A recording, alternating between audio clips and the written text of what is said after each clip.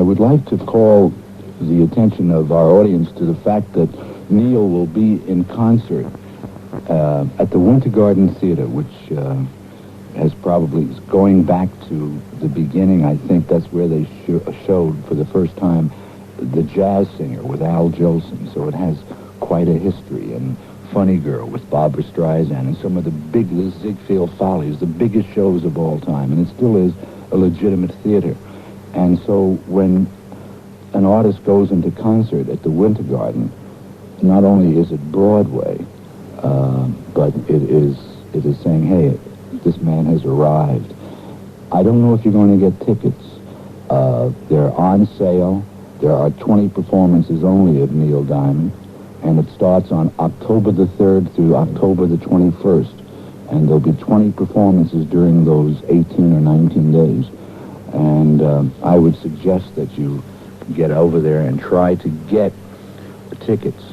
And I don't tell you that because Neil is here with me on the show. But all the words that I have gotten from all of my friends, that it is probably the most dynamite performance to come along in this town in many a day. So try to get your tickets. I would like to ask you now the difference in your performance from the day that I saw you in the airport at LaGuardia, carrying alone with your guitar, traveling to Pittsburgh, and going to sing a couple of your hit records to your Winter Garden performance. Wow, that's light years away. One of the most fantastic things in the world, Murray, about the success and the acceptance that I've had is that it's given me a chance, first of all, to travel all over the world, to meet, the most interesting people in the world. I look back on the last 6 years in a way that I've lived 2 lifetimes in that period. I started out as a writer. It wasn't an ambition to be a great writer or to be a famous writer. I wrote because I had a need to write. It was the only way that I had found to express myself. After a while, when I started to record, they said, I started to make demos of my songs, and people started saying, you should record, your voice is not bad. And I wasn't against it because I loved singing. I've been singing all my life. Who doesn't love to sing? And so I got involved in the recording. Then Bang Records put out the first couple of records, and I got a call from a friend of mine, Saul Safian, who was an agent, and he said, hey, Neil, listen, there's some guy in Florida who wants to book you down in Florida, and he will pay you $750 to get on stage and perform. And I said, well, tell me about it. He said, well, you'll do 4 performances in 4 different cities in 2 days, and he'll give you $750. And I said, wow, $750, wow, that's more money than I had ever. Great, take it. I went down to the Village. I bought myself a new jacket. I bought a new guitar strap. I bought a new set of strings. And I went down to Florida. Of course, I didn't realize that between the airfare and everything involved that I came back with $30, but it was fantastic. I wasn't, it didn't strike me strange because my father had always been an amateur performer. Ever since I was a little kid, I had seen my father perform to audiences, and I was not afraid of it. I liked it. He liked it, and the people that he performed to liked him, and there was always a good impression in my mind about it. And so I took to it relatively easily. The next booking that I got, they had these, at that time, they had these large rock and roll shows where they had 15 acts. You know that very well. You started that stuff. This was at the Hollywood Bowl and the Cow Palace. And they said, hey, come out and play the Hollywood Bowl. I said, my God, the Hollywood Bowl. I just got on stage for the first time 2 weeks ago. He said, come out, we don't care.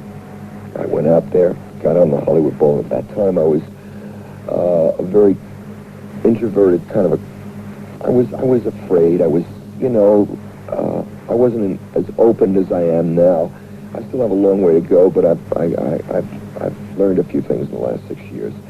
And I always wore black, everything black, black boots, black pants, black shirt, black guitar. Bought myself a black cowboy hat. And I walked out on the stage of the Hollywood Bowl with my cowboy hat cocked over to the side of my guitar over my back, and the whole audience went, ooh, and it blew my mind. I couldn't follow it because I didn't know how to sing or anything. I mean, I just knew 3 songs altogether. But it was fantastic.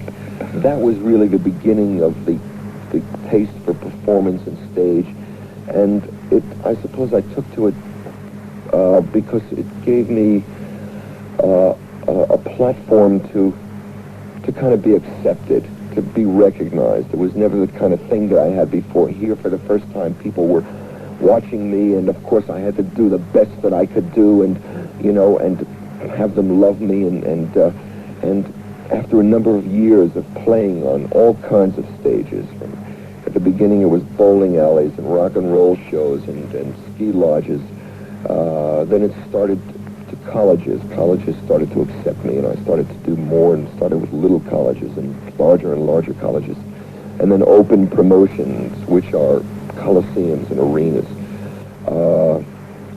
I began to really develop a love for the stage, and the difference between that first time that we met on that plane to Pittsburgh and now is 2 lifetimes.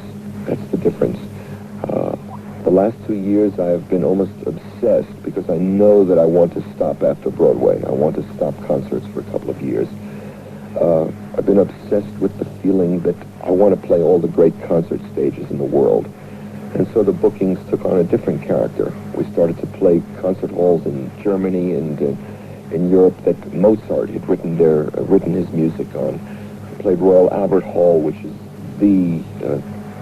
I couldn't even begin to describe it. The Greek Theater in Los Angeles, Carnegie Hall, and of course the ultimate for any artist, for any performer who walks on stage, the ultimate is Broadway, right here, home in New York, Broadway. And there's no better way for me to close out my concert career than to do it on Broadway. There was 2 places that I had not played at the end of all of this, the Grand Ole Opry and Broadway. And so I will do 2 concerts at the Grand Ole Opry at the end of this month, the first non-country act to play there before they tear it down, and then Broadway, and then I'm going to hang it up.